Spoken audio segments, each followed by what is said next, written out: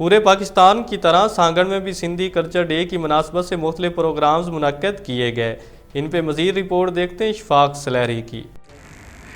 हुकूमत सिंध की जानिब से सरकारी एजुकेशन और ख़ासकर प्राइमरी एजुकेशन को फ़रोग देने के लिए बहुत सारे इक़दाम किए जा रहे हैं। सिंध के अंदर और ख़ासकर अंदरूनी सिंध के अंदर प्राइमरी स्कूलों का हालत इंतहाई ख़राब है। वहाँ पर एजुकेशन का मेयार इंतहाई कम होता जा रहा है।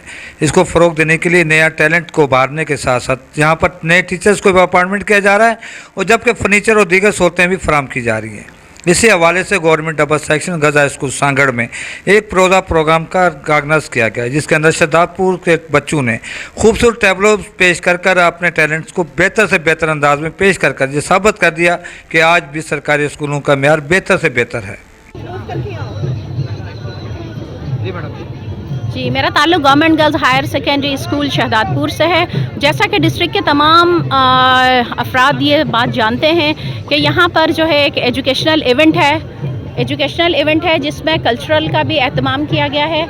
हमारे जो स्टूडेंट्स हैं उन्होंने एक लोक कहानी को रिप्रेजेंट किया है, क्योंकि अमूमन बहुत सारी सिंध की धरती पर ऐसी लोक कहानियाँ हैं जिनसे लोग नावाकिफ़ हैं। तो सोरठ राय डियाच की जो कहानी है हमारी लोक दास्तान, उससे भी ज़्यादातर लोग वाकिफ़ नहीं हैं। तो हमारे तलबा और तालिबात ने बड़े खूबसूरत अंदाज में इस कहानी को, इस लोक दास्तान को अपने अंदाज से, अपने तासुरात से पेश करने की कोशिश की है।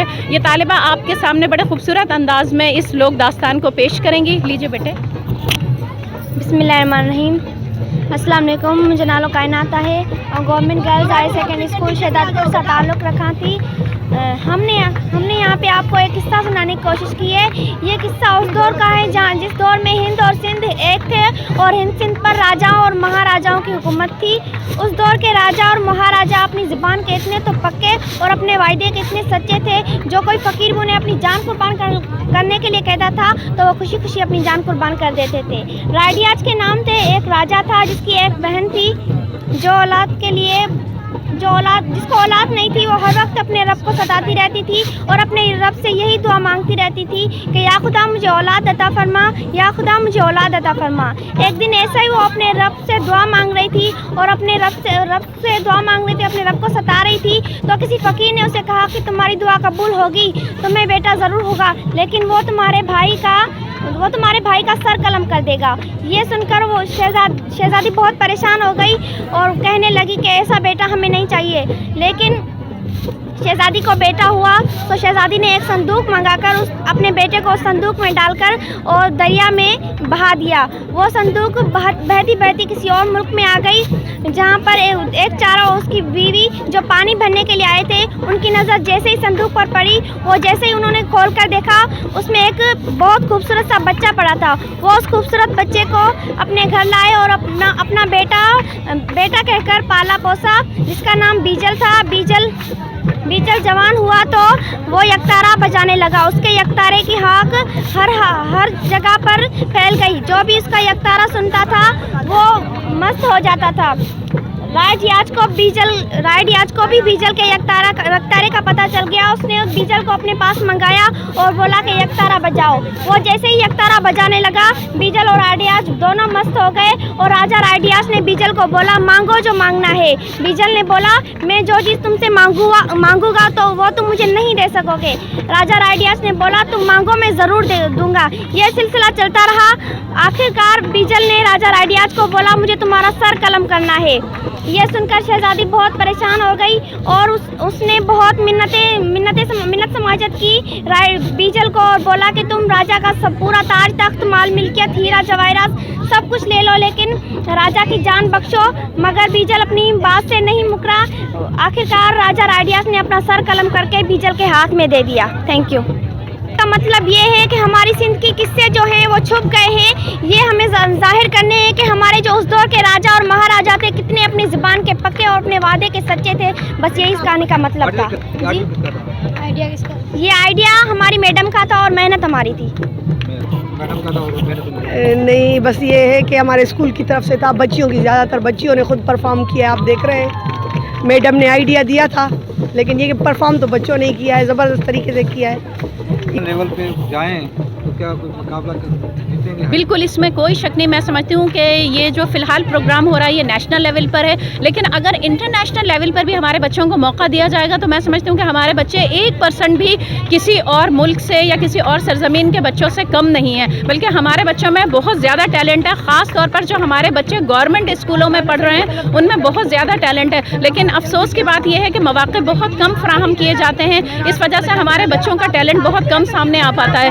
अभी आप देखेंगे कि कितने खूबसूरत अंदाज में हमारे तलबा और तालिबात ने जो है वो परफॉर्मेंस दी है और अपने आप को साबित करने की तकरीबन मैं समझती हूँ 100% नहीं बल्कि 200% खुद को मनवाने की कोशिश की है।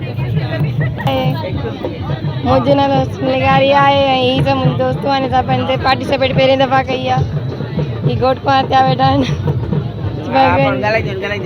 मैडम में सब सोहरा मोहम्मद अयाज गवर्नमेंट गर्ल्स शहीद बेनज़ीर भुट्टो हाई स्कूल टंडो आदम से आई हूँ और हम यहाँ पे बहुत खुश हैं और हम यहाँ पे आके अपने कल्चर को ताज़ा करें, जैसे कि हमारे कल्चर में होता है सिंधी सकाफत में ये हमारे गोट है और ये ठिले राणा मोटो ठिले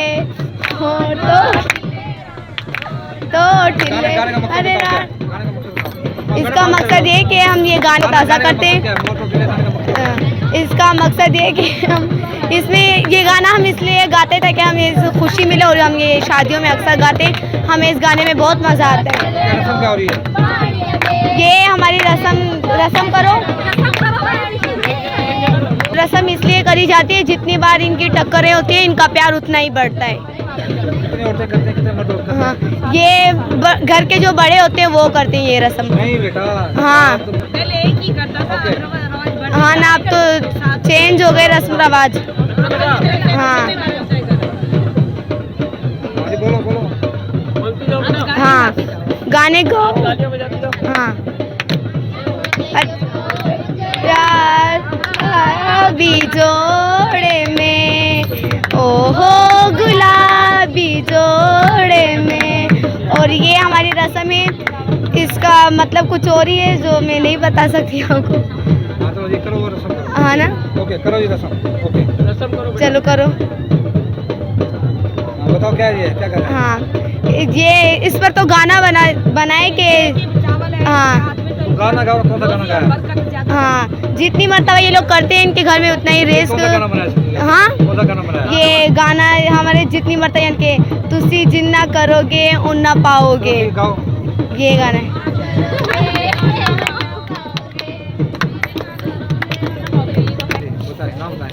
अस्सलाम वालेकुम, मेरा नाम शिज़ा ईमान है। मैं government girls high school Jatia में से आई हूँ, जटिया शहदादपुर। हमारी साथ हमारी टीचर्स आई हैं, टीचर्स ने हमारी बहुत हेल्प की है और हमने ये सिंध सखावत का स्टॉल लगाया है। ये हमारा जो है ये बना रहे हैं, घास काट रहे हैं बकरियों के लिए और वो जो है हमारी ये सालन बना रही हैं, हमारे लिए खाना बना रही है साग।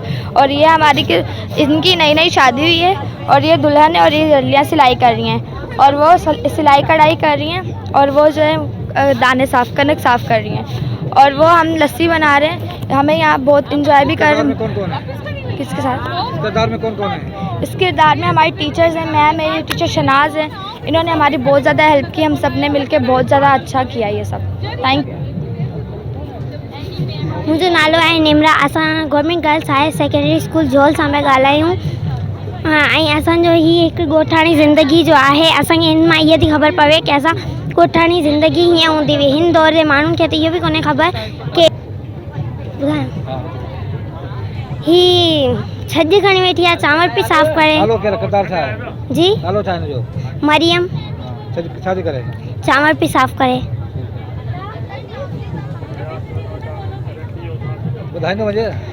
ऐं ही दिलो खणी वेठी आहे लस्सी बि खणी वञे नालो संदे चाचा लाइ मारवी। मारवी किरदार आहे जी जी जी छा जो जी ऐं चंड आहे चला उसको चला।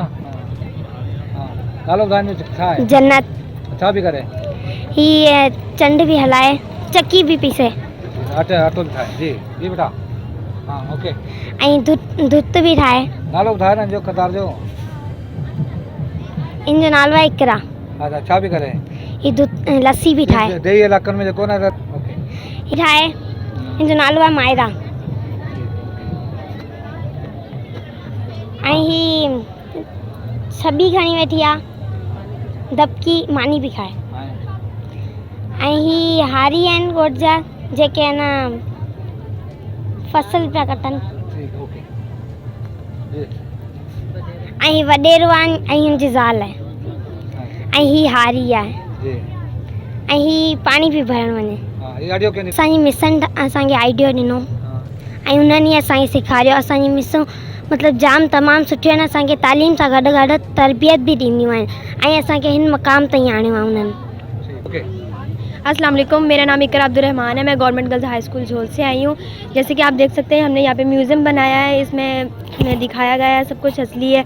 ये हमारी टीचर हैं, हमारी हेल्प बहुत किया है टीचर आबदा। तो आप ये देख सकते हैं जैसे कि अब ये जैसे कि आगे आगे बढ़ता जा रहा है हमारा मुल्क, तो ये चीज़ें सब कुछ ख़त्म होती जा रही है, मशीनरी आ रही है आगे आगे, तो मशीनरी में ये सब काम हुआ जा रहा है। मैं जैसे अब लस्सी बनाते हैं तो ये उनकी भी मशीनरी आई हुई है। हमारे मुल्क में चाहिए कि ये जैसे पुराना दौर है तो यही इनमें दोहराया जाए, इन्हीं चीज़ें में बनाई। जैसे कि ये चक्की है, अब आटा पीसने के लिए भी मशीनें आ गई हैं, तो वो उसमें खालिस आटा नहीं होता, उनमें मशीनरी में मिक्सिंग होती है। उनमें आप इनको चाहिए कि हर घर में ये होना चाहिए और इनमें अपना आटा जो खुद पीसे हैं उनमें उनसे सेहत हो। और ये लस्सी लेके जा रही है, ये होता था पहले जी देहातों में लेके जाते थे, बोलो ना अभी जी। ये सब देहात क्या है, अगर अब तो ये सब कुछ ख़त्म हो रहा है। हमें चाहिए, मैं ये बताना चाहूँगी कि इस चीज़ को ख़त्म नहीं किया जाए, इसको आगे आगे बढ़ाते रहें, इसी चीज़ को आगे दोहराएं, ना कि आप लोग मशीनरी के साथ चले। जैसे हमारी ये स्टॉल है, हमने सिंधी कल्चर है हमारा, तो बस मैं यही कहना चाहूँगी है कि इस तरह के प्रोग्राम सरकारी सतह पर किए जाएं और ख़ासकर प्राइमरी एजुकेशन को फ़रोग देने के लिए दही इलाकों में भी इस तरह के प्रोग्राम किए जाएं, जिसके अंदर बड़ी तादाद में बच्चों को शिरकत करने के साथ साथ सरकारी सतह पर भी इसकी सरपरस्ती की जाए। कैमरा टीम के साथ इशफाक सुलरी, सांगड़।